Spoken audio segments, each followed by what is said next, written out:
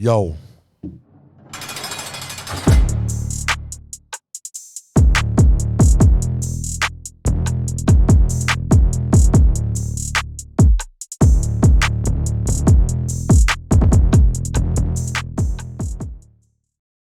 All right, welcome to the podcast. Yes, welcome. Thank you for joining us again today.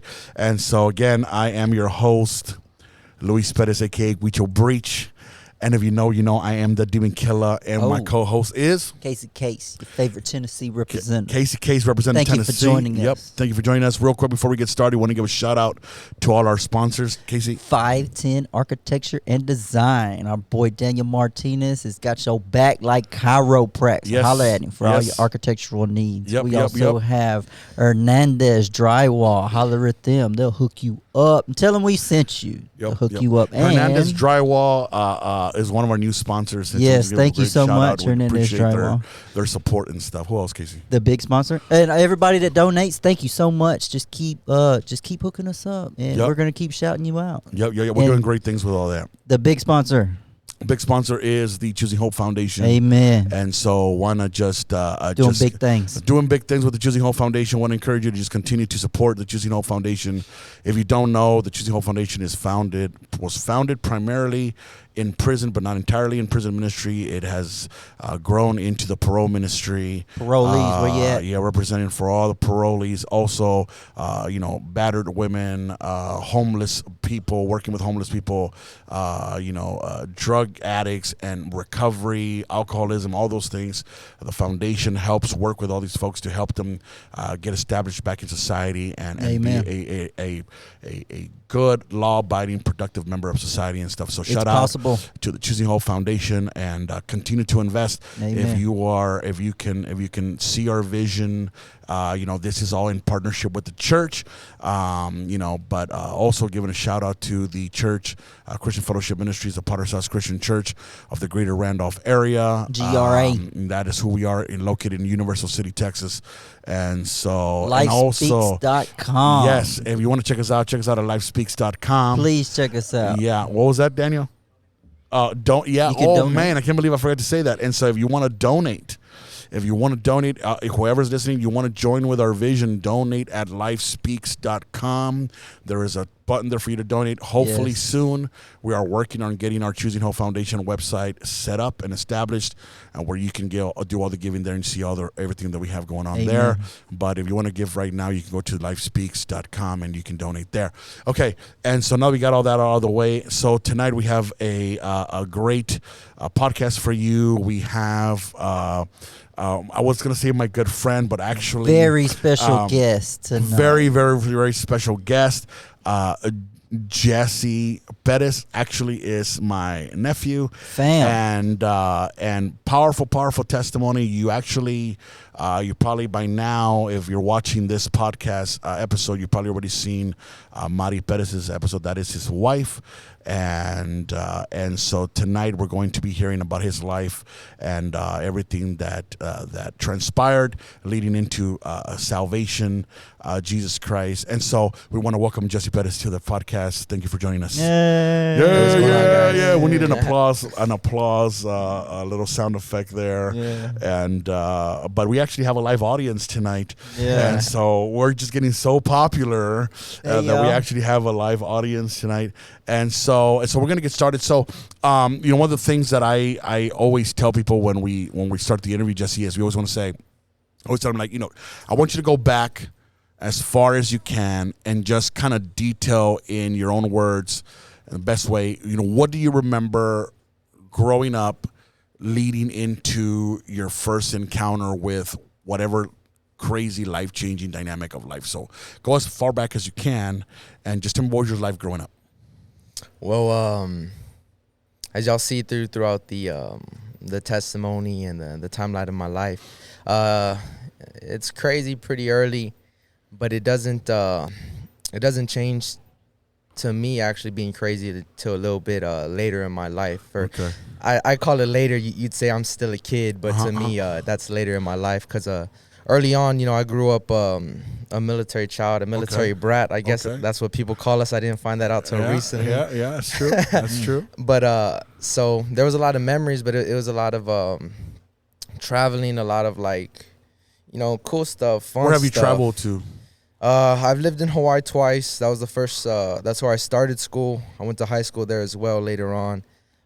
From Hawaii, we went back to Texas. We went to California. I lived in Seoul, South Korea. Oh, wow. I've been to Japan. We lived in Florida for a short period of time. I think that's was it hard having friends on that traveling you did? Is it hard having friends? No, not really. I wouldn't call anybody a friend, man, but I've been I was real social.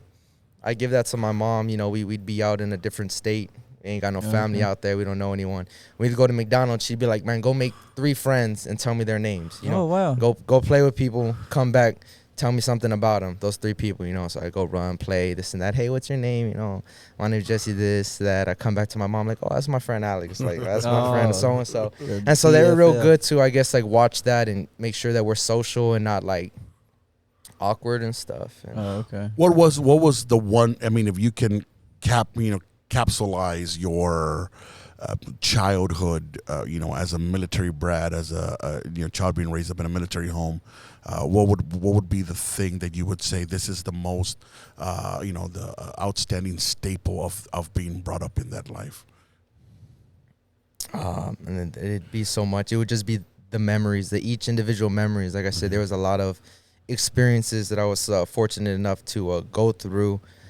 So it'd be each individual experience. I mean, at luau's on stage with the little hula shirt, singing and this and that for like little kid performances, or jumping off of rocks, or doing this and doing that, all kinds of experiences. And so it'd be a lot. It'd just be every experience, growing up different, just having those, And so you're a child, everything's going great, you're having fun, you're visiting all these different places, different situations, living in different states.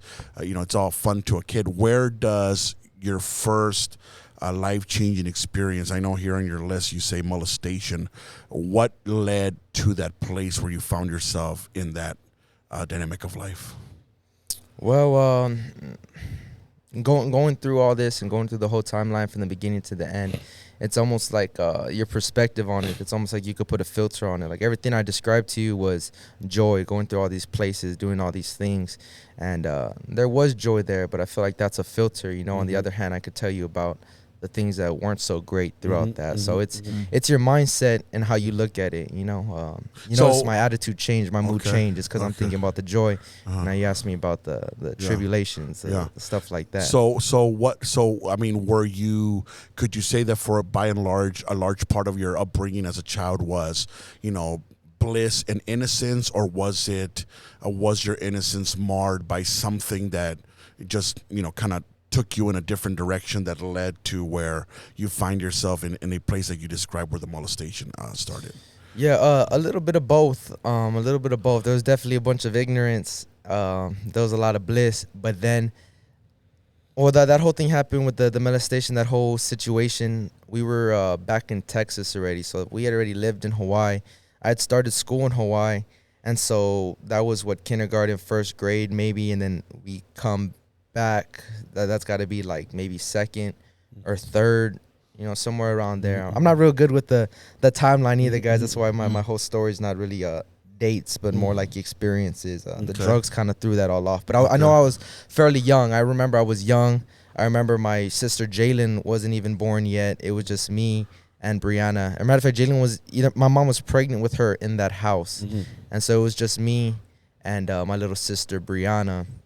And so I was fairly young. And so I wrote down in my notes, even before that, there was something off. That happened to me when I was young. And ever since then, there was definitely something that was changed, something that was broken. Because my mom would ask, like, hey, has anything ever happened? My grandma would ask, has anything ever happened? Or like, hey, what's going on? Like, you can tell me, like, what's going on? So they knew, as parents, they knew something was off. They knew something was strange.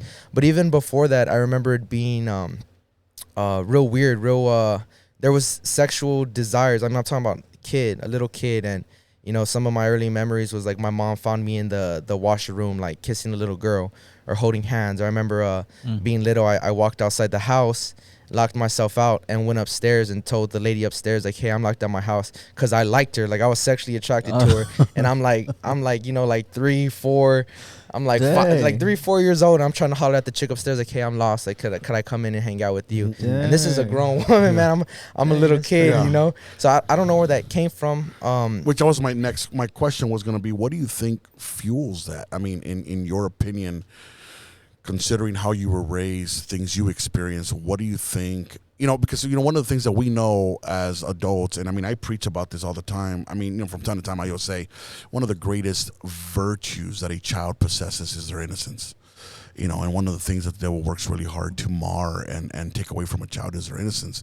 What do you think, if you were so young with such tendencies, what do you think produced that, in your opinion, looking back, you know? I think it was something I was just unfortunately born into. Okay. I think it was a generational thing. Okay. You know, my mom, she had, you know, throughout her life told us stories about her being raped by different people, different scenarios. My grandma, heroin addict, prostitute, you know, it goes back on every side of my family, on every generation of my family and relatives. There was ugliness, you know, there was violations, there's curses that you can really see, and I could really see now looking back, knowing what I know, that I was just unfortunate enough to be born with. Those spirits were just born with me, you know. Like, I grew up military, away from my family, and later on in my years, my mom tells me, like, you're just like your grandma, you know. Like, you've never met her, you didn't grow up with her, you know nothing about her, but you're just like her. I don't know how that's possible. You don't know this woman, but you're everything like her. You know, you're, you know, drug addict, this and that. You know, we'll talk about it later on going on, but it was just something that I was born into. Spirit. It was what we know now as a what do you call a family curse, or a spiritual curse that follows generations because of things that, you know, our people that before us, you know, were involved in and stuff, and it attaches to us, you know, for generations. Where do you, as you move forward from, you know, in your childhood, where do you first can detail your first encounter with what you would call molestation? Like I said, I don't exactly remember how old I was, and I don't even remember exactly how many times it was. There was multiple? It occurred. I don't remember when it started. I don't remember when it ended. I just know it was a period of my life, and I don't really care to get too deep into it, but it was ugly, man. It was something that I was able to throw in the back of my mind, or like I would like to say, throw into my big toe, as far away from my heart and as my head as I can get. And that was that little black hole that just stayed in my big toe, and it just never came up. And, you know, there'd be songs that reminded me, and like different people that reminded me, but it was just something I avoided, and I did real good at. Well, I thought I did real good at avoiding for a long time. Just like masking it and putting up a facade and stuff like that. Yeah. So what? I mean, if you could, you know, describe not the incident, but how it affected you mentally and emotionally. What changed through those things? Like I said, I suppressed it, so I never linked my actions with that event. It's not until like barely till today I could look back and be like, man, that's probably why everything was so jacked up. So you didn't that's have probably no, why. like, emotional effect on you or anything? I would grow up and tell you no. You know, I'd say no. Obviously there was. Looking back now, it's like, yeah, there was. Yeah. That changed me. I'm different. I'm not a kid no more. There's nothing innocent. It changed the way I looked at sex. Even like I knew like my parents are having sex, you know. And so my mom and my stepdad would be having sex, and I know the door's locked, this and that. I'm a little kid, but I know what they're doing, and like I would cry and bang on the door, because in my mind, sex is this, you know what I mean? I didn't understand what it was between a man and a woman, like a wife, a holy couple, you know what I mean? Like in God's eyes, like what it was made to be. Yeah. I understood it as what you experienced of this, and so I would cry, you know, and they couldn't figure out, like, man, what's going on? Like, how do you even know? Like, what do you know? And like, why does this upset you? This and that. So I'm sure there was signs. I'm sure they figured it out.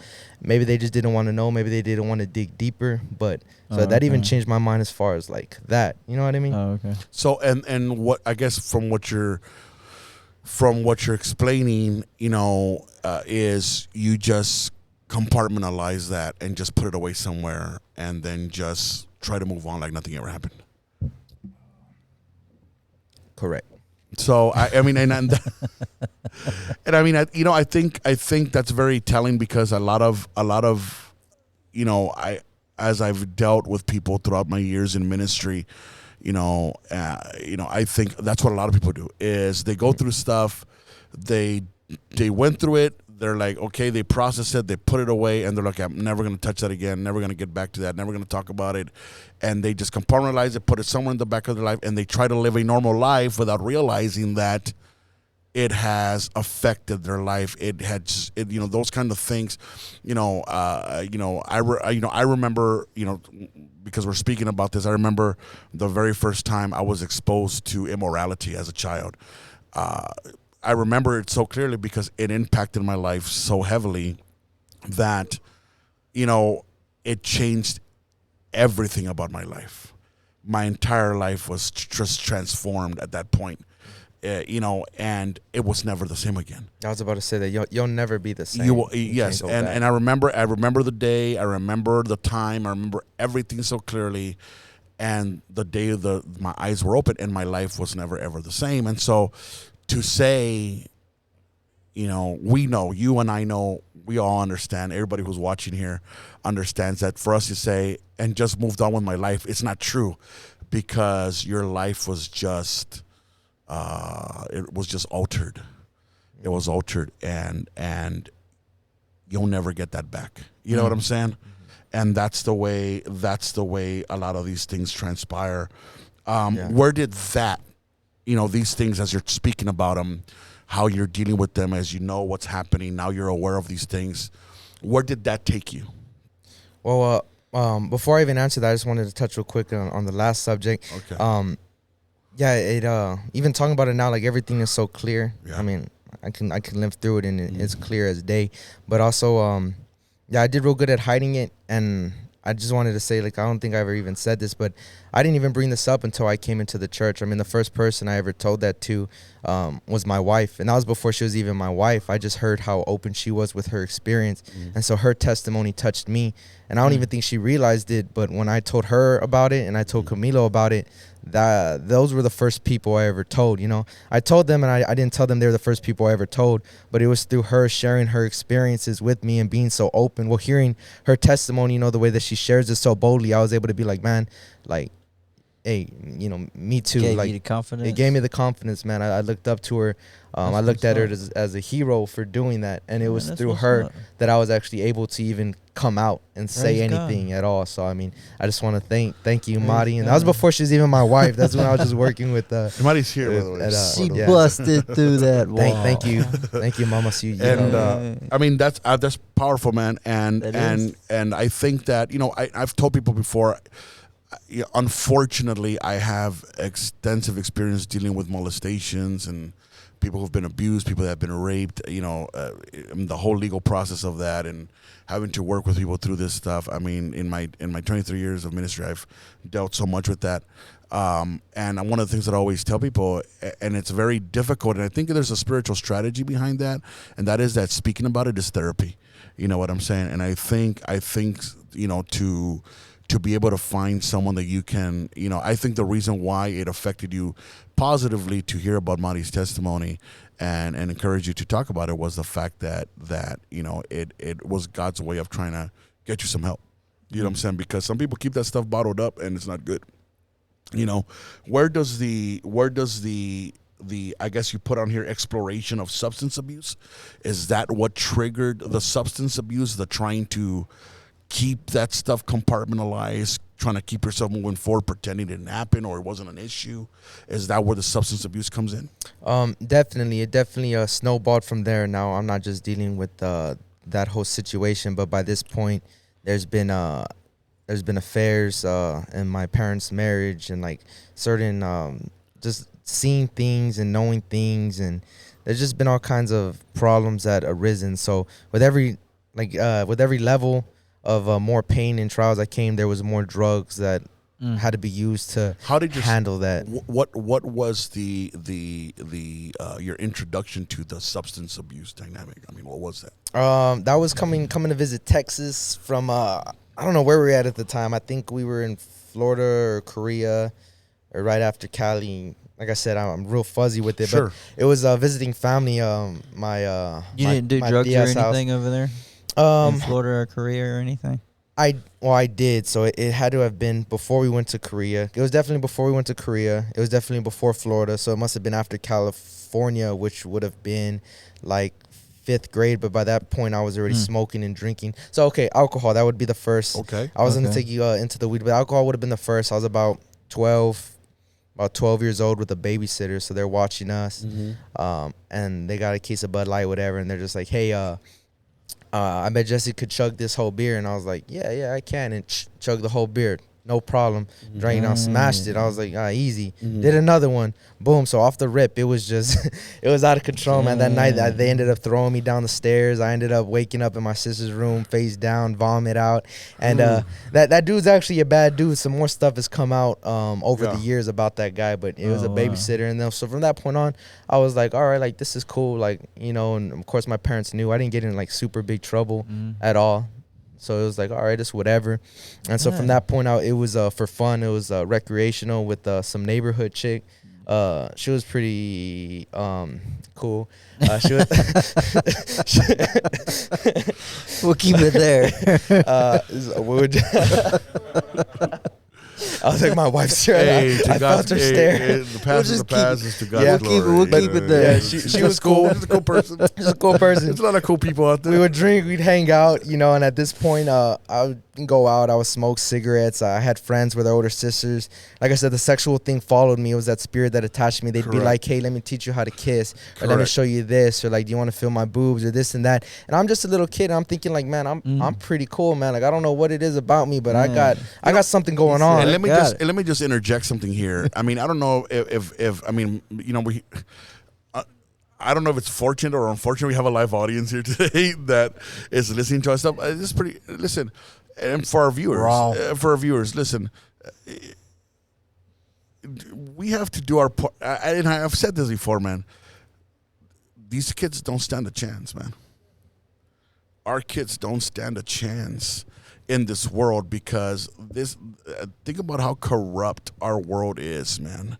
Think about how corrupt things have to be. People have to be. That here is this child. Here's, you know, and like I said in Mari's podcast, you know, I as a pastor, because I pastor these people, I pastor them. Like, I deal with the tail end of this thing. You know, after all the drama, after all the problems, after all the assaults, after all the, you know, perversion, immorality. You know, these people, praise God, they come in the church, they want help, and we're dealing with this at the tail end. And it's some pretty raw, difficult stuff. You know what I mean? But it's like, I'm listening to Jesse talk. I'm like, our kids don't stand a chance. Like, we don't stand. Our kids, if we are not on top of this thing, believe, you know, praise God for the church. Praise, you know, I'm listening to Jesse talk. I was thinking about Mari's situation, his wife, and I'm like, thank God, you know, baby Posey is going to be raised in the church. Amen. You know what I'm saying? Because she's gonna have a chance that Jesse didn't have, a chance that Mari didn't have, a chance that a lot of us didn't have. You know what I'm saying? She's gonna have that chance, you know. And I'm listening to this and I'm like, why does it just repeats itself every podcast, man, over and over. You know what I mean? Can I ask you where your dad was? Not there. Really? Yeah. I mean, my stepdad. I was raised by my stepdad my whole life. I called him dad, for my entire life.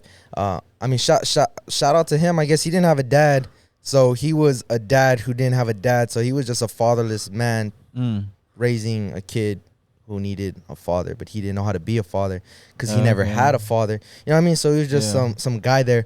But no, I love that guy with all my heart, though. And being in the military, I'm sure it was even more difficult to try to maintain the whole family dynamic while being involved in the military, as he was involved. So he was a Marine, right? Yeah. And so where does the alcohol progress? I mean, you're 12 years old, alcohol, right? where does it progress from there? Weed, I'm a bit advocate as far as weed being a gateway drug, because I've gone through that gate, and then I've gone through every other gate and door and trap hole that there is to go through. So of course, naturally, it just went to weed, and so I was a stoner. I swear I was gonna die high. I used to say that. Yeah, I was like, I'm gonna die high. I remember when I came to live in Texas, got kicked off the base in Hawaii, came to live with my aunt and uncle in Bel Air. I came to live with my aunt and uncle in San Antonio. I felt like the Fresh Prince. My Theo was Uncle Phil. Theo Gilbert, love that man too. A big part of my life. But I started smoking weed with them. And so when I lived with them, there was 3 or 4 boys older than me, one right underneath my age, and then like 3 more kids. My Theo had a lot of kids. And the older ones were into drugs. They were into partying. They had already established the name for themselves in the school, in the city, because they grew up here. They knew everyone here. They did, they were in. And so I moved in with them, and naturally they were like, oh, that's Patchy's cousin. Or like, that's Mike's cousin. Like, I was there. I was at all the parties, all the ones that the rappers would come to. So I was smoking, man, and I lived with them. And I remember after the first year of living with them, I'm looking back and I'm like, I haven't been sober not one day with y'all. Like, I'm just high. It's been a whole year of being high. I have not come down. It's been a year, guys. Wow. Like, what's going on? Yeah. So I remember when me and Camilo first met you at that one place. Remember, at that one house, that apartment over here. Do you remember the apartment at the Glen? The Glens. Yeah. Yeah. So I remember where you were spiritually, mentally. The whole drug dynamic. And so the reason why I'm asking this question is because what made it progress from now weed's not enough, now it's whatever came next? Well, like I said, when the problems got bigger, the drugs got stronger. Okay. So it was weed and whatnot, and cocaine here and there. Have some fun with coke and Xannies, and doing some ecstasy in Honolulu. The top. What was you going through? Like, what was you trying to mask? As you said, as the problems got bigger. As the problems got bigger, for one, I kept getting kicked out of school. I couldn't figure out why. I was like, man, they keep catching me with weed on me, and they keep kicking me out, and like I keep getting in trouble for this and that. It's just weed. It's just weed. I was like, man, we're in Hawaii. Like, y'all don't even got walls on your school. Like, I'm outside. It's hot, just smoking weed. But I kept getting kicked out of school, kept going to alternative school, kept getting into fights, all kinds of stuff, man. I mean, once the legal issues started, that's when it was like I need to stay high. Like, all the time, I'm waking up, I'm drinking. I couldn't be sober, man, because just dealing with that reality of, man, I'm locked up. And then to get out and then be locked up again, and then to know, like, this is it, like, this is what it's gonna be, Was it a thinking issue? You just didn't like your thoughts, so you just tried to rid yourself it's of blurred, man. It's definitely blurred. I don't know, at one point it went from having fun to I don't even need to be with anyone no more. Like, I just want to be alone getting high because I don't want nobody to smoke my dope. You know what I mean? Oh, okay. Because it got to that level, man. They when they look at it, like, scientifically, the dopamine levels in your brain, eating a piece of cake, they could measure, like, the dopamine that's released in your brain versus hugging a significant other, the pleasure that you get from that. Yeah. Well, the drug use, that was the highest amount of pleasure that I could get. Like, I could have a chick laying there asking for sex, and I'm like, I'm not going to touch you. Like, I'm here, and I got my drugs. Like, I just want to stay high. Like, get away from me. You know what I mean? So it was even more rewarding than sex. It was more rewarding than family. I spent Christmas in trap houses with other people just getting high, and I'm like, man, it's Christmas. Like, we're here all. I barely know y'all. You're not family, and we're just getting high. And it's Christmas. I remember sitting there thinking, like, man, something's wrong. Like, why am I with my family? Like, where's my mom? Like, where's my brothers? Like, where's your family? Like, what are y'all going through? Like, and I began to tell people that too throughout my life when people would hang out with me, because they'd be drawn to me for whatever reason. I'd be like, look, if you're hanging out with me, you need to look at yourself, because there's something wrong. You don't want to be around me. I'm not the type of person you want to be around. That you got to look at yourself. And I would tell people that. You actually realize that? I realized that. I'd be like, if you're around me, you're lost. You are actually brilliant. You know that, right? Nah, man. I tell you that all the time. Yeah, you do. You pump me up, man. You pump my head up. I'm trying to stay humble, man. You pump me up. So where does the jump from there to psychedelics come in? Searching for answers and just wanting to know more. I was always curious about, the supernatural. I was always curious about the spiritual realm, angels, demons, this and that. I think my first encounter was... But you never been to church, never. And did you have any church experience prior to all this? I mean, I went through like a year of like a speed Catholic thing. Okay. Like I think all in that same year. Like I got baptized Catholic, and then through that 1 year, I got like my confirmation, reconciliation, and like I somehow like passed everything in the Catholic Church. And it's funny because the only thing I remember from that was asking the Catholic teacher, like, what's the difference between this and Christianity? And she was just like, Oh, wow. and I was- She couldn't answer you? yeah, I was like, where did all these? I'm thinking back. I'm like, where did that like philosophical question come from? I remember questioning her about that. Where did your understanding of Christianity or difference in religion ever come from? Where did you even garner that to ask that question? I don't know. I don't know where a lot of stuff comes from. Okay. Honestly, sometimes it's just regurgitated. It's there in the subconscious somehow. I might have heard it. And so you couldn't get answers that you were looking for. So that's where the psychedelics come in. Like you were trying to get deeper into some kind of spiritual dynamic. Yeah, my first kind of weird experience was with ecstasy and the tracers and whatnot. And I was like, that's weird. Like, what is this? Like, what's going on? And then acid, shrooms, DMT, ayahuasca. It just Ayahuasca. it came with the What is that? meditation. It's like a herb. It's like a root that they use. They brew it into a tea, and it you go on like a little trip, or whatnot. But That's crazy. well, not a little trip. You go on like Never heard of that. you go on this crazy. You go trip, on a bro. weekend trip. You go on a crazy trip. They say you find God, like it's your life changing thing. Like Is that what you were searching for? Is that was you searching for that whenever you tried it? I don't know. It's just the people that gravitated to me, that just came into my life and crossed paths with me. They were real into meditation. They were real into that chakra. They were real into that realm. And so naturally, I just picked it up and was like, well, how do you meditate? And then I meditated. And I'm like, all right, this is crazy. How do I do this? Let me look into that. Like, what are y'all guys doing? And they're like, man, well, you think that's cool? Like, try this, and let me take you somewhere. Let me show you something. Let me open your eyes. And I remember my first experience being pretty tripped out, man, and seeing some things and experiencing some things you even read about now. They talk about leaving your body, astral projection, going places in dreams, and they say that we're all connected through this tether, through this light. I'm high on acid, and I see this light. I see the tether. I'm watching people walk by, and I'm watching how we're all connected, and I'm looking at this light, and I'm like, man, like, this is crazy, Yeah. And You're it's actually real seeing weird. all that? And I'm seeing this. I'm experiencing this. Dang, I'm that's meditating. crazy. I'm visualizing myself in front of myself, looking at myself, mirroring myself, manifesting myself, and then standing up and then leaving. You know what I mean? And all kinds of weird stuff, man. All kinds of weird things.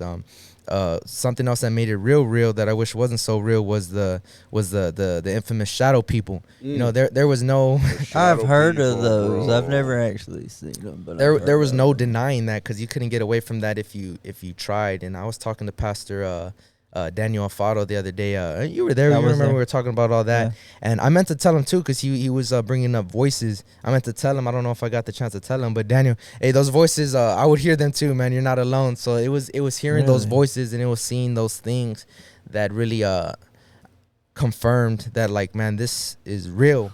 This is really real. This is happening. Yeah. This isn't just made up. This isn't just in movies. Like, So one of the things that we always tell people, and I mean, I talk to a lot of people that, been involved heavily in drugs, and they're like, I went to this place, I did this, and it's like, what we describe, through my experience and dealing with people and, reading the books that I read and things of that sort, I come to conclude that what people describe as being high is actually us in the spiritual realm. And that's what we understand now as Christians. The spiritual realm is real, whether it's spiritually linked to the things of God or in the spiritual, the dynamic of spiritual darkness. And so what drugs do is they open us up to the spiritual realm. But we, in our ignorance, we're like, oh, I was high and I went on this trip. No. What it was is you were in the spiritual realm and you saw what's in the spiritual realm, and it's scary, man. And it's I some tell you, crazy, it's scary. It's some crazy stuff, and I know some people that like Pastor Gilbert Martinez, he said, when we were talking about, how he gives these words, he preaches, he gives these words that are so on point. And I was picking his brain about that. He was like, the problem is, he was telling me, he was like, I got so high one day I never came back down. He said, I'm saved, and I goes, but I never came back down. He goes, I still live in between that spiritual realm, but I'm saved. I don't do drugs anymore. But mentally, spiritually, I'm still there. That's why I'm able to, God can deal with me so clearly about, the words that he gives, you've seen him minister, is like so right on point that you're like, dude, how did you know this? There's no way you could have known, but it's because in the spiritual realm, those things are open, and that's what a lot of people don't understand. It's us in that spiritual place, that many people do describe as being high. Where does the criminal activity come in from there? Because of the drugs, I remember sitting down one night. Homeboy just got a new pistol, whatnot, and we're sitting there, and there ain't no drugs, man. We wanted to get high. Like I said, there's levels in the brain, and my brain was saying, you need to go get high, man. You need to get those drugs. It's worth the risk, Yeah. So, what was the first lick you remember? Oh, you was one of them stick-up kids? Yeah, I was a jack boy, man. I was a dirty guy. It didn't matter who you were, family wasn't off limits. My own mother, brothers, sisters, family. There was no shame, and if I could get them, then, nothing was going to stop me from getting you or you. Yeah. You know what I mean? Like, who are you to me? Yeah. If I would take the food out of my own mother's mouth, Yeah. Bro, I'll take you, your granny, and everything. It was the drugs? It was the drugs, man. It was, like I said, they had control. The demons had control. Oh. I opened myself up. I didn't know what I was getting into. Bit off too much too soon, and I lost it, bro. I was gone, and there was no coming back. Yeah, y'all hear me out there on the street preaching. I mean that when I say it. Like, I was gone. There was no hope. My mom gave up on me. She was like, I can't do nothing for you, man. Like, she's been here. You're gone. Yeah, she's been here. Praise God. She's with me now, but I've put her through a lot, man. This whole tongues thing, Holy Spirit, it was no surprise to me. It was nothing that I wasn't used to, because I would speak in tongues before this, It wasn't the Holy Spirit, but I'd get high and demons would take over, and I'd be speaking in demonic tongues, I'd wake up and I'd be kicking down a door, or I'd wake up, and I say wake up, but I mean come back to my body, and I'd be holding a purse, or I'd be in the middle of a fight, or I'd be downtown walking, looking around, staring at the ground, and the whole world is moving. I'd wake up, and I'd be in ugly scenarios, and I don't know how I got there. And, my mom one time was telling me, like, I came back, and she was there, and she's crying, and she's like, I didn't know what you were saying. You were just going off, like doing these weird noises, and then she's just crying, and I'm just holding her, and I'm like, it's all right. Like, I'm back. I'm back. Don't worry, Mom. Like, I'm here now. It's me. And it got to the point where I lost so much control, where they took over, like, when they wanted. I didn't even need to be on this drug or that drug or psychedelics. I remember one time all I did was open a beer, and I just had a beer, and I was gone. That was it. And it was just a beer, and one beer, and I was gone. They just had, there was no keys. We had an open relationship, me and them demons. Well, I remember when you had reached out to me, and I don't know if you remember that one day we went to Whataburger and stuff, and it was like in the middle of the night, and I was like, you were like, hey, I'm hungry, remember? And I was like, I'm gonna go get you, man. What's up? And I went and picked you up, and this is from, obviously Jesse remembers this because we and him lived it together, but I remember picking him up, and you can tell that the guy is gone. You know what I mean? Like, I'm looking at him, I'm like, dang, this guy's gone. You know what I mean? But I remember there was bits of coherency there, but I remember we were at Whataburger, and he's talking, and I have a lot of experience dealing with people, man, but I'm talking to him, and he's saying these things, and I'm looking at him, and all I can, and I told Jesse that, I told him that, I said, look, bro, you need to let me help you. I said, because as he's talking, you can see death in his face. You just see, I was like, bro, I said, I see death in your eyes, bro. Like, it's very obvious, like, death is in your eyes. I said, you're walking the precipice of death. And it was like, it's so weird because I don't know if he's seen himself at that time, but I remember seeing him and his eyes were like dark, like just like this dark on his eyes. And I was like, dude, if we don't rescue this guy, he ain't gonna make it. Like, he's gonna end up dead. You know, do you remember that? You remember that time? Do you remember all that stuff? Yeah, man, it seems like just yesterday. It seems like just yesterday, but it was one of those things where I was like, I'm looking at him, and I'm like, Jesse, bro, like, you're gonna die, bro. I was like, I've been here before with other people that have died. I said, and you have death is on your eyes, bro.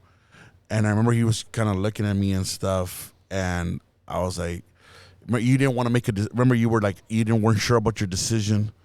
And I was like, look, bro, I said, like, I'm going to give you the dignity of a man, and I'm going to let you take the time to think about it. And you call me. I said, you give me the word. I said, I'll take you out of here. I said, you'll never have to come back. Remember that? Yeah. And, you know, my point is this. What he's saying is true, man. I lived it. I saw it. I saw it. This guy was gone, man. And you know, I don't want to get ahead of the game here, but to see what God has done in his life now, how far he's come, him and his wife, from where he was. And Camila knows, because Camila was with me at that time. You know, we were doing this thing together, and to see where God has brought him from there. I mean, you would, unless you've lived it, you'd be like, no, that's no way. No one can be. Yes, you can be that gone. You know what I'm saying? And I was there for that. You know what I'm saying? And praise God. And so here you are now. You're robbing. You're stealing. You're doing all these things. You know, I remember years ago you ended up in Bexar County, and I remember somehow, some way, I found out. I went to go visit. You were just a teenager. And I remember, I don't know if you recognized me when I came into the booth. Did you recognize me when I came into the booth? Do you remember when you were a teenager? I remember you visiting. Okay, so he was a teenager. He ended up in county. I went to go visit him. Somehow found out. I don't know how I found out. I went to go visit him, you know, through the clergy visitation thing. And I remember I'm like, bro, like, this is before everything got really bad. And I'm like, bro, like, he's just this little kid, man. And I'm seeing him, and, you know, I've been in the prison ministry. You know, I've dealt with this before, and I'm seeing him, and he's just this little child. And I'm like, bro, like, you don't have to live like this. There's hope. There's help. And he's listening to me, but he's crying, but he's not really saying much. And I can see the vulnerability. I can see the vulnerability in his eyes. And I'm like, bro, like, you know, I'm really praying for you, like, you're okay, XYZ. And I remember so clearly, and I've mentioned this before because, you know, we're talking and he's crying and he's telling me some things. I don't remember the whole discourse, but I remember as he's there crying and you know, I'm trying to pray for him, we're trying to talk, and then it's time for him to get up and go back into population. It kind of like just burned in my mind his transition from, you know, from being a vulnerable child to manning up to intergeneral population. And I remember that just engraved in my head because it was like crying, vulnerable, and then it was like, you know, and then he just walks out. You know what I mean? Like, how old were you, Justin? 17. You were 17 in the county? I was 17 because it was the 17-year-old pod. Because at 17, you're old enough to go to county. So if you're 17 and you're young out there, they're gonna put you with the big boys. You're gonna go as soon as you turn 18. You're gonna go with the general population. So I was unfortunate enough to experience the 17-year-old pod, and then GP, and then, you know, of course, prison. But yeah, that transition, that was required then, because, you know, in my mind at that point at 17, I'm thinking like, man, prison's gonna be something else. Like, this is gonna be crazy, just because of how it was in the 17-year-old pod too. There's a little more respect with the adults, with grown men. When you're with the older people, 18 and up, they were wilding at 17 in there. Yeah, I know how the juvenile tank is. Yeah. They were wilding. So you're fighting. You know, my first night there, I wake up. There's like 6 dudes in the cell. I'm like, man. You know, they're like, you're gonna give us your food. No, I'm not. You know, so that was that. Even the guards would mess with you, man. Turn on the fire alarm and all kinds of stuff. And you were fighting. You were constantly fighting, and there was that power struggle. And so of course, you know, I'm vulnerable with him. I'm breaking down. God's breaking those walls and everything, and I'm crying, and then I got to go back. So it's like, you know what I mean? Like, if I go back in there crying, like, oh boy's not gonna give me his tray no more. You know what I mean? He's gonna be like, that fool's over there crying. Like, I'm not giving him my food no more. Yeah. You know what I mean? It was a battle struggle. What landed you there in that time? Deadly conduct with a firearm, assault on a public servant, and assault with a deadly weapon. Can you detail that situation? It was that lick I was telling you about. We wanted some drugs. We went. We got him. You know, got a little too trigger happy for no reason. Gunshots were fired. It started a little war. You know, all of a sudden. Did anybody get hurt? Eventually, yeah. That night, everyone was good, but like I said, it started a war. Went home. I'm staring out the window. I'm ready. I'm paranoid. Girl's starting to text me because I guess I was messing with this. I was messing with all kinds of chicks, but this one chick I had been messing with, I guess, was that dude's chick or something that we went to rob. And she's like, hey, so and so is asking me like where you live. They're trying to find out. Like, I'm not gonna tell them nothing. Don't worry. And I'm like, yeah, that's what's up. And I'm like, all right, cool. Like, you believe it? Your girl's on my side. Like, you know what I mean? Yeah. And so it got serious. It got real serious. That's all I'm gonna say is it got real serious real quick. And so to put a period on that or punctuation mark and to end that sentence, some other stuff transpired, and then people did get hurt. So now people are getting hurt, and because of that, well, the next night, someone gets shot. They get shot 7 times, and they're fighting for their life in the ICU or whatever. They don't think he's gonna make it. So at that point, it got serious enough where the dude was like, they went to the police. You know, I'm sure his family was like, we're going to the police. You know, at first it was like, all right, like, we're thugs, you know, and I was like, we're good, you know, this is gonna stay on the streets. There's no reason for this to become a legal issue. But once that guy went to the hospital, of course, people are gonna get involved. Like, what's going on? Who shot you 7 times? You know what I mean? Like, where's the beef at? Of course, it was over drugs and whatnot. And so that kind of ended everything because the law got involved. So I felt safe, honestly, because I was like, man, the cops are here. They're here to arrest people. Like, that's gonna end the violence. Because now the cops know, and, you know, that's over. We put an end to that. And so, but once that happened, you know, detectives picked me up, you know, 48 hours and whatnot. I'm trying to fight this. I'm trying to fight that. It comes down to just a deadly conduct with a firearm, assault on a public servant, and assault with a deadly weapon. The assault on a public servant, assault with a deadly weapon ended up because school started, whatever. I'm still going to high school at this point. And I see old boy in the hallway, and he comes up to me, you know, he's all mad. He sees me. He's like, hey, you know, so-and-so, man, like, no, bro, my dad's in the hospital. Like, he's you know, he's dying. He's fighting for his life, this and that. And I was like, come here, bro. We went to the restroom and whatnot. And I put out a knife. I had a knife on me and, like, my boxers on the inside. And I put it to his neck. And I was like, I don't want to cuss, but I was like, bro, you're a kitty cat, bro. Like, I see it in your eyes, man. You're meowing, you know, like, you ain't gonna do nothing, bro. Like, what's up? And then just put it away, and then just hit him. Boom. And, of course, when that happened, everyone ran out the restroom like, he's got a knife. This is on the north side. I went to Stevens. I went down Petrenko. So all the white kids are like, you know. Freak them all out. You know, everybody's running and screaming, and the cops are coming, this and that. And so I'm hitting old boy, and we're going at it, and you know, the cop comes and he's trying to hold me down, and so now the cop's in it on it too, you know, like, I'm in the mode, so the cop gets hit, and assault on public servant, assault with a deadly weapon, and then the gun charges from the night before. No one was ever charged with the shooting. I don't know what happened with that, if that's an active case or whatnot. I don't know what happened with that. I looked up some things before this, but I don't think. Cool. Yeah, nothing happened with that. Cool. And so where does so then I remember, so time goes by, and then we're back in Bexar County. Back in Bexar County, because they gave me 10 years probation. Okay. I was never able to stay out for longer than a month. You know, I'm a dope head. I get high. I fail drug tests. I do more crimes. So I pick up more charges, more misdemeanors. I go to rehab, do like 9 months total in rehab, or 9 months to a year, some county time in rehab. I get out. I'm like, all right, cool. I'm out. Same thing. That's when I come to the church, though. I'm now, I guess, 16. I went to the church, and then 17, all that happened.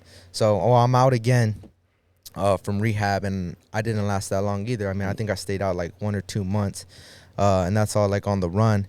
And this time I'm like, well, just give me well, during that time too, when I'm going to rehab and dealing with all that, the guy whose gun it was, who we went in there with, he's now dead. So I get a call while I'm still in county waiting to catch chain to ISF or wherever it was I ended up going. And I remember just picking up the phone, and my mom, she's there and she's hesitant. I'm like, what's going on, Mom? Like, you know, like, what is it?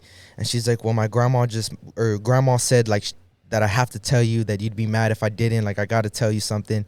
And I was like, what's going on? What's going on? And she's just like, he didn't make it. And I'm like, huh? She's like, he didn't make it. And I'm crying. I'm like, what? He didn't make it. She's like, they killed him. He's gone. And I remember just breaking down right there in county on the phone. And I remember it so clearly because it tripped me out. I just remember breaking down, crying on the phone.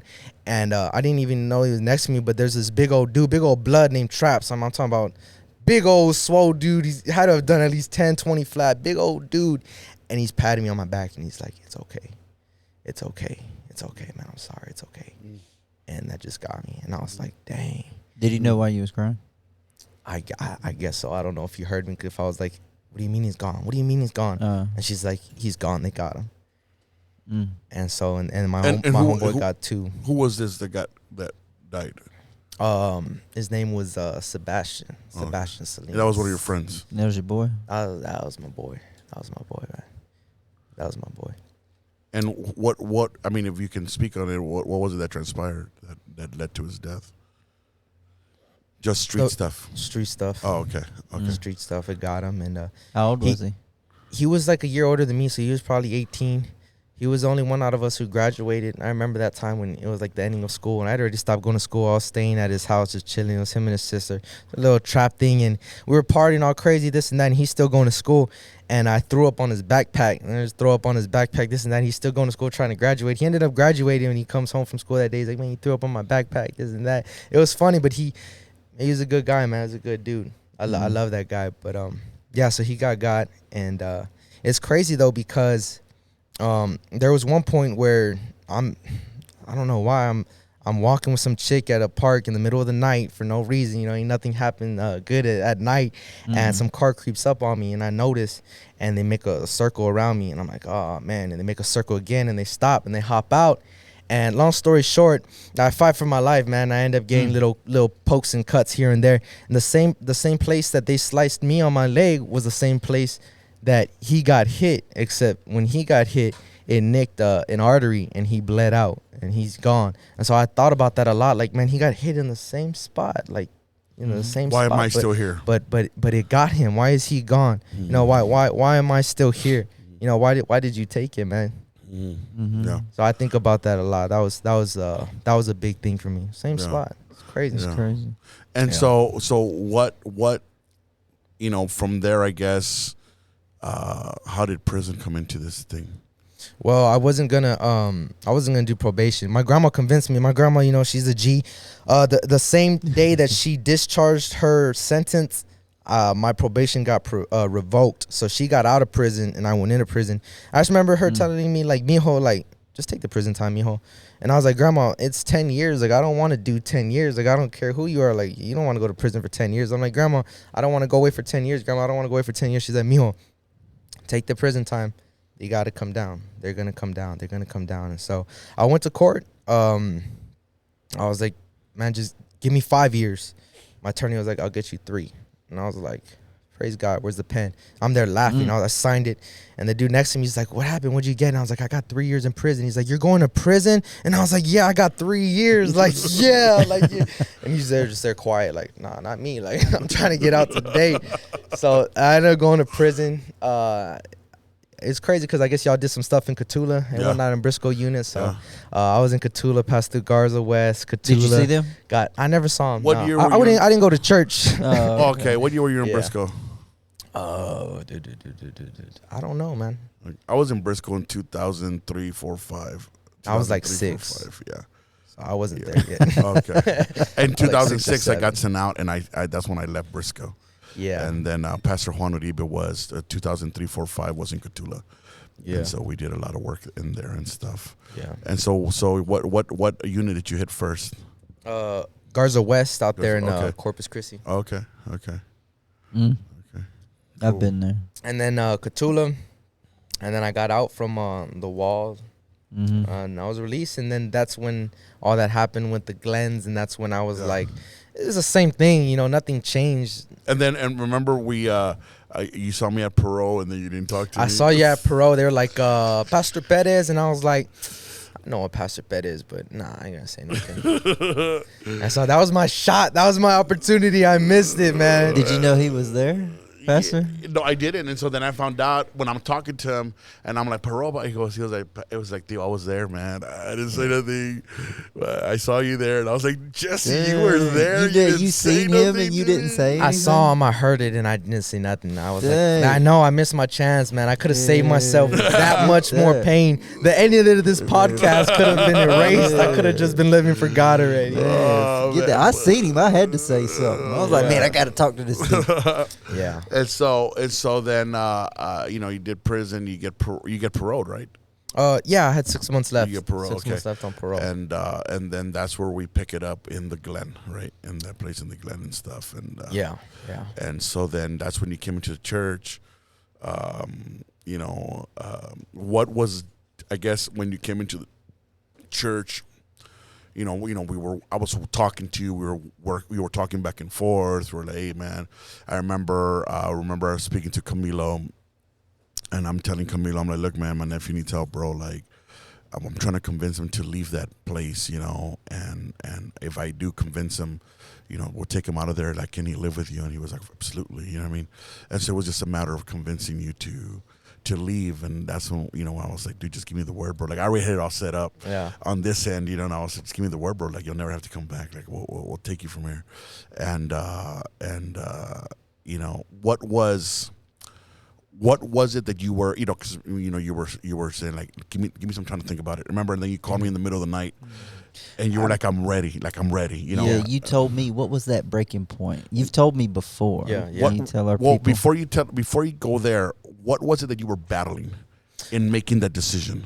I guess I was comfortable. I mean, the whole reason why I moved into the ghetto, I guess, was because I was used to the ghetto. I don't know. There's bars on the window. There's dope fiends running around. I live in the back. It's a quadruplex. Yeah. I mean, there's roaches. There's bugs. And I was like, yeah, this is home. Like, I feel good here. I feel comfortable, Coming from prison, I wouldn't feel right on the north side, I mean, I remember, well, the reason I'm asking is because I remember we speaking and you're crying and you're like, I know I need to, and you're crying, but you're like perplexed, like, do I do this, do I not? And in my mind, I would be like, why, Jesse, why? Why can't you just leave, man? Come on, let's leave that life. Come on, man. We got you. I'll take care of you. What do you need, man? And you were like, like you couldn't, like, what was that battle? What was it? I remember telling you, if I recall correctly, I told you I needed to do it on my own. I think I remember saying, okay. I don't know what that means. Yeah, you were like, do what on my own? I don't know. And I was like, nah, bro, like, you don't have to. I remember that you were like, nah, I got to be a man and do this on my own. I was like, do what on your own? Like, I don't get it. Like, we're all free. Is that just an excuse when people say that? I don't know. I don't even know what that meant. I was like, I got to do this on my own. Like, I'm going to get out of here. Because then I remember you called me and you were like, and I mean, I don't say this in a funny way, but you were like, dude, I'm hungry. Like, yeah, like I haven't eaten in I was 5 hungry, days. Man. Someone get this kid a burger. Yeah, man. you know what I mean? And I was like, where you at, bro? Like, I'm gonna go get you right now. And I went and picked you up, whatever, this and that. And you know what I mean? And then you called me, and then I said, like, back to my story, I was like, I'm gonna give you the dignity of a man, bro. I'm gonna let you think about it. You tell me what's up. You give me the word, bro. I'm gonna come get you. I said, but that's it. You just give me the word. We're taking you, and that's it. Mm-hmm. And then you call me in the middle of the night. You're like, I'm ready. Yeah, well, in between that time, and I can't even give you the order of events. It was a crazy week. I don't know how long it took for me to call you. Was it a week? Like a week. It's like a week. So in this one week, man, I had like the worst week of my life, man. I mean, it involved now like prostitutes, this chick coming down from Austin, this stripper jacking me, getting pulled over by the cops twice. I got dope in my mouth. I got pulled over in a stolen vehicle. I'm holding a bolo between my butt cheeks. I'm over here like, I mean, it was a crazy week. I'm just holding on for dear life, literally, because I mean, if you've been to prison, you ain't going back, man. I was like, I'm put that crack in my crack. I ain't going back. Like, I don't care who you are. Give me the dope. I'm gonna eat that dope, and that pipe's gonna stay. It's gonna stay right there. I remember sitting there with a pipe between my butt cheeks, and I'm just sitting there talking to the cop. Not even talking, though, because I got the dope in my mouth. I can't say nothing because the bag busted in my mouth, so there's all this meth just in my mouth. I'm drooling because I lost function of my mouth.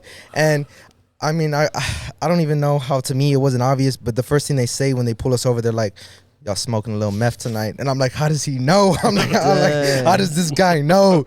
Obvious. He pulls us out of the car, man. He does everything, whatever, searches the stuff. He finds an ounce of weed. I mean, it was crazy for everyone. Like I said, if you're around me, then your life's falling apart too. So this chick that was with us, her brother had just got murdered. She had an ounce of her dead brother's weed brother's weed that just died, a box of his personal things. Dude just got murked. I don't even know the chick. She hasn't even said a word the whole time. She's just sitting in the car. Like, I don't even know who she is, what she's doing. She ain't saying nothing. She ain't even saying nothing. I don't know who she is. And it ends up no one else has a license. And the cop's like, you're the only one with a license. Can you drive? And I was like,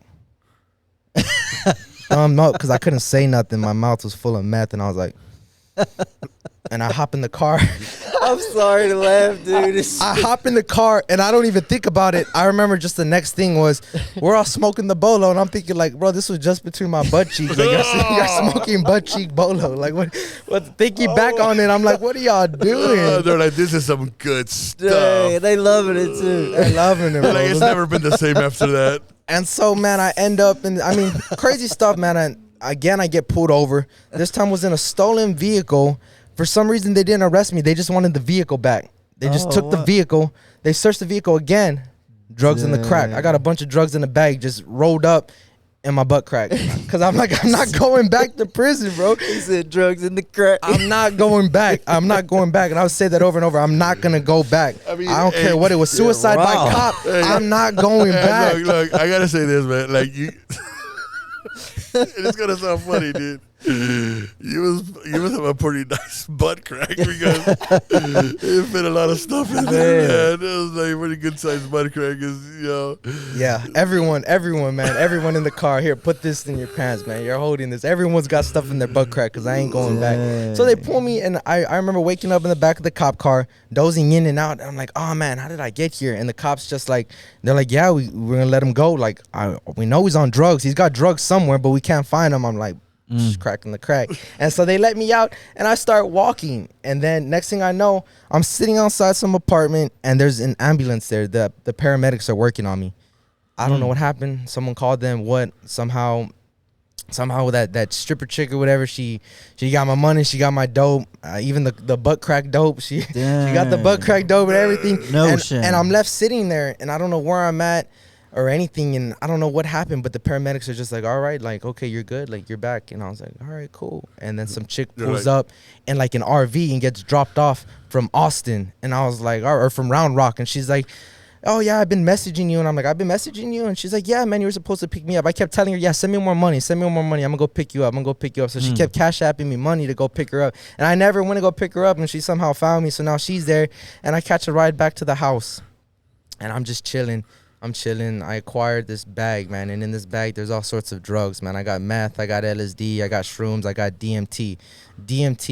That was the catalyst. That was the point where everything changed, like I was telling you. And I freak about this now, knowing the fellowship that we're in and everything that brought them to that point, and you know, the 70s and this Jesus movement. I really, when I found all this out, it freaked me out because I felt like, man, everything's just been lined up. Everything's been God's plan, and everything's so similar. But I'm getting high, man, and I really can't get high no more. And I'm stuck sitting in this car looking at this bag of drugs, and I'm like, I got every drug in this bag, like, and none of them can fix the problem. You know, I've tried every combination, you know, morphine, Xanax with some heroin and some meth to keep me up. You know what I mean?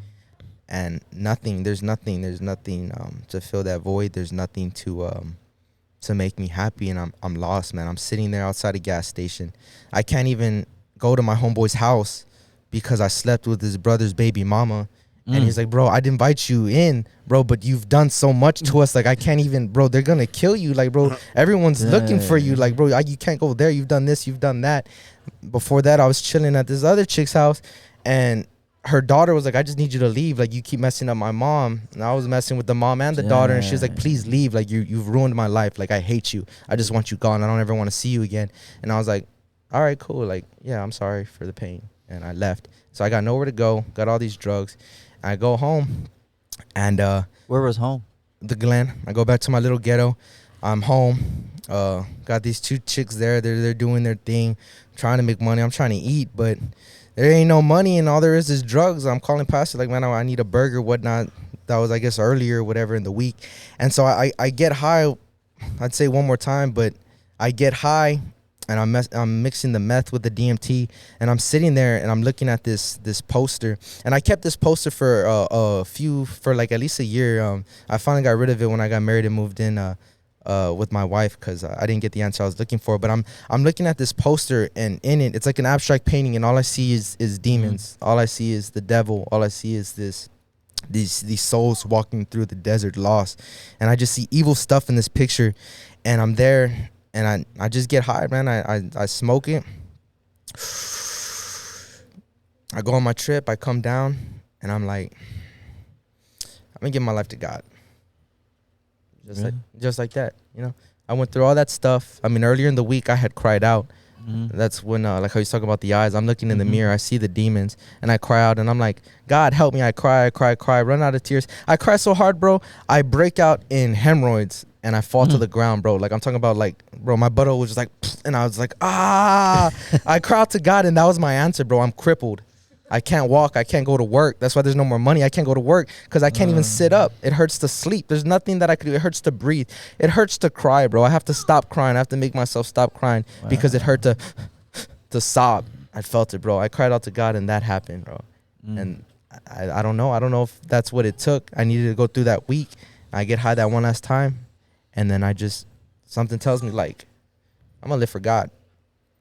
And I do. And I remember, and I don't know if he remembers, but I remember the phone call in the middle of the night. He was like, come pick me up. It was just the middle of the night. He's all like, I'm like, hello? He was like, Theo. I'm like, oh, yeah, Jesse. He goes, come pick me up. I'm ready. I'm like, all right. Jump in the Batmobile. You know what I mean? And Nico still remembers that one day you came over that first time you fell asleep on the couch. Hey, he took a picture of me. I don't know why he took a picture of me sleeping. I'm just trying to sleep there on the couch. I haven't slept in weeks, trying to get some peace. And he takes a picture of me. He's just like, I've seen that picture. I don't know why. I don't know what's up with that. But he takes a picture of me, and yeah, that was it, man. I didn't think I could do it. I remember telling you, like, hey, Pastor, like, yeah, you know, I'm for it, but I just want to let you know in advance, I'm a mess up, bro. I'm a screw up. I'm not going to make it for God. I'm not going to do it. I'm going to disappoint you. I'm going to let you down. I'm going to hop back on drugs. There's no way this is going to work, but I'll live for God. I'll give it a chance, but I can't. I'm just let you know right now. And I remember I told him that. I'm like, I go through all this list of everything I've done, who I've let down, how I'm a failure. And he's just there smiling. He's like, perfect. And I was like, what? What? He's like, perfect. He's like, that way, you know it's not you, it's all God. And I was like, all right, cool. Yeah. And it's been God. Because I know me. Well, what's God been doing for you? Man, like I say all the time since then, instantly delivered. There was no detox. There was no shakes. There was no vomit. There was no pain. Wow. There was nothing. There was no cravings, nothing. I never picked up another dope pipe. I never smoked another blunt. I never drank another beer, popped another Xanax, did a line of cocaine. None of it. How long ago has that been? Since I got saved, so that was probably about 2 years and some change. God. Just instant. And just to, I mean, what time? Where are we at on time, Daniel? Okay. And, you know, just to kind of add on to that, you know, I've seen Jesse's progression from that moment, you know, and excuse me, all the time, you know, and it's different now, you know, him, but since then it was like, you know, I'm going to forget about him. I don't know if I'm going to make it. I don't have it in me yet. I've seen his steady progression. You know what I mean? I've seen him progress, even though he, you know, I would say the correct description is he didn't believe in himself, you know, but yet as he didn't believe in himself, yet God just kept progressing him forward, and then him and his wife forward, and it's like here you are today. You know, I was telling your wife in your wife's episode, I was like, here you are in discipleship, pushing forward for Jesus, believing God, and people will see you now in a suit, dressed up, your wife, whatever, your baby, and they would have never connect that one guy. And they don't, They don't. It surprises me. They Curtis don't see said it. that the other day when we were talking. He was like, "Really? I thought you were just, the pastor's nephew in a suit." I was like, "I never knew that, man. Like that wasn't even my uncle. I just met this guy." And I was like, "No, I bought those suits." I was like, I wasn't born in them, Yeah. I was this other guy, and it freaks him out. And that's something I want to work on. I want to be able to share that more with people, especially people coming into the church. Yeah. Like, hey, man, I could relate. You might not believe it, but this is who I used to be. Correct. And I think that is yet another testimony that encapsulates everything that we are as a fellowship, as a church, and now by extension even the foundation. And this is what we're striving for, is to see this change. And how can someone say God's not real? Because people can't argue with a changed life.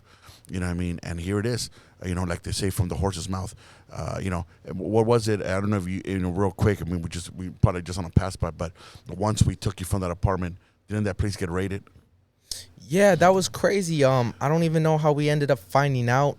Like right after I left, I think it was like a week later, the landlord called. It was a crazy message about all this crazy stuff, and it got raided, and people were in jail and for prostitution and this and that, and it's just, I was like, man, like I barely missed it, because like when I called you, I was hungry. I mean, I was literally prostituting chicks for like a 10-piece nugget and barbecue sauce. Yeah. Like I'm just trying to eat. And it was crazy, because if you think back, if you understand this dynamic, and I keep mentioning Jude 23, where it says, "And some you save us by plucking them from the very flames of hell itself." I see that so clearly in Jesse's situation, because that's almost to understand what happened, the whole raiding, that means that they've been under surveillance, and it was by the grace of God that Jesse was plucked at the right time. Because, and I told him back then, we were talking, I was like, dude, can you believe it? You wouldn't even be here right now. I was still on parole. You'd be in prison, because you were on parole back then. Had you been there, had God's timing not been perfect, and it's like, I'm ready, boom, pluck you out, and then raid, everybody goes to jail, prison, whatever, and yet you were spared of God. And so here we are now, able to look back, laugh at some things, but it was effort, it was work, it took work from the beginning to where they're at now, and we're believing God for greater things. What, if there was one thing, because how old are you? 23 now. So if there's, you're young, you and your wife are young, doing great things for God, greater things are coming. If there is another young you looking at this video, what would you tell him to encourage him to not to have to go through that? What would you say if you can briefly say that to that one person and save that person's life? Probably the same thing you told me, the same thing you do with everyone, which whether they understand that or see it or not, but it pretty much, I love you. If you don't think anybody loves you, I love you. You know what I mean? I care about your life. You're worth something. You mean something to me. I care about what you're going through. I want to help. You're not alone. It's not a hopeless life. There's hope. And I just want to help you with that.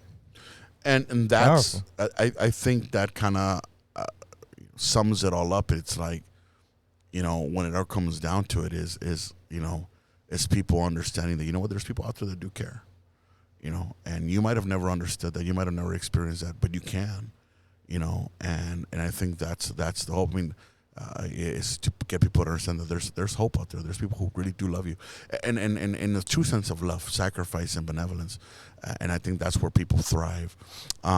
Powerful testimony, yes. Jesse, man. That's powerful, man. Is there anything else that you would like to say or add before we seal it off here tonight? No? Okay. And so watch this episode, share it with someone, someone that's hopeless. You think someone that's hopeless, lost, someone that there's no hope for this person. Share this episode with them. Yes. Let them see hear it from their own mouths how God can bring change and God can really bring deliverance. No detox, no vomiting, no shakes, none of that stuff. That's God's power. That's God's power of deliverance. And a favorite, subscribe, like, share with someone, give us a thumbs up, join our foundation, support it, sponsor it, because this is what we're doing. This is what our church does. This is what we believe in. This is our vision: discipleship, church planting, reaching souls, conversion, deliverance, setting people free, reaching the world for Jesus. Amen. And go to lifespeaks.com.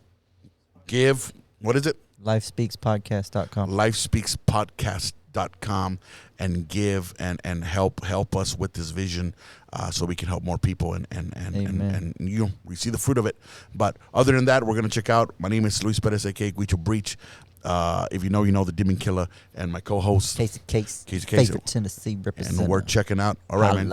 Check on the next one. See ya.